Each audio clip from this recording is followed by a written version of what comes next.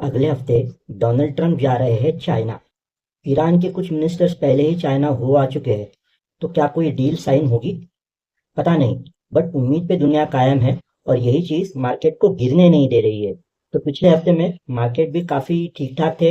Crude oil के prices भी काफी गिरे और रुपये भी स्टेबलाइज हुआ। तो अगले हफ्ते Q4 के भी रिजल्ट्स आते रहेंगे जो इंडिविजुअल स्टॉक प्राइसेस को हिलाते रहेंगे। तो जब खास कुछ हो नहीं रहा होता या फिर न्यूज़ रिपीटेटिव हो जाती है तो फिर टेक्निकल एनालिसिस टेक्स ओवर। तो चार्ट्स क्या कह रहे हैं? तो चार्ट्स वही कह रहे हैं जो पिछले हफ्ते भी थे कि रेंज है 24,400 500। ये रेजिस्टेंस है फिलहाल। उसके ऊपर फिर 25,100 200, बट उसको अभी टाइम है। और सपोर्ट फिर से काफ़ी बड़ा है, 23,800 से लेकर 23,300 तक का सपोर्ट है। यहीं पे हम लोग ऊपर नीचे घूम रहे हैं क्योंकि कुछ डायरेक्शन मिलने जैसा कुछ हो नहीं रहा है। तो शॉर्ट टर्म ट्रेंड कंफ्यूजिंग है। तो हम लोग लॉन्गर टर्म चार्ट की तरफ देखते हैं तो ये क्या बोल रहा है। तो लॉन्गर टर्म चार्ट्स बोल रहे हैं कि हमको यहाँ पे कुछ वक्त बिताना चाहिए या फिर एक शार्प डिप अभी भी आ सकता है। तो अप मूव को ट्रस्ट नहीं करना है अभी भी। तो इस हफ्ते में मोमेंटम कुछ चीज़ों को ऊपर लेके जाएगा।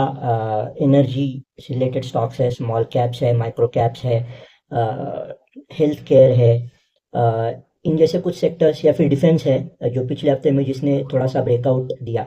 तो मोमेंटम इनको थोड़ा सा ऊपर लेके जा सकता है, बट काफ़ी सारी जगहों पे टॉपिंग आउट पैटर्न्स अब दिखेंगे। तो जो हॉट स्टॉक है उसका मुझे पीछा नहीं करना है क्योंकि उसकी शायद मूवमेंट अब हो चुकी होगी।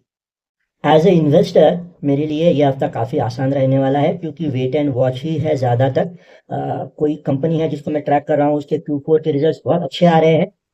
जो मार्केट को बीट कर रहे हैं या फिर जो चल रहा है उसके विरुद्ध अच्छे रिजल्ट्स आ रहे हैं। तो फिर वहाँ पे मैं और खरीदने के बारे में सोच सकता हूँ, नई इन्वेस्टमेंट करने के बारे में सोच सकता हूँ, बट मुझे लॉन्ग टर्म सोचना है एज ए इन्वेस्टर।